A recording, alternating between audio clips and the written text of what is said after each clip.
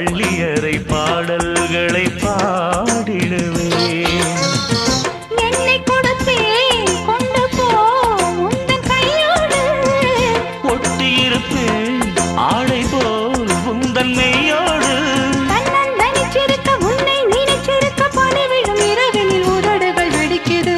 சின்ன சின்ன செய்தி சொல்லி வந்ததொரு ஜாதி மல்லி ஆனமல காத்தடிக்கும் தோப்போரம்.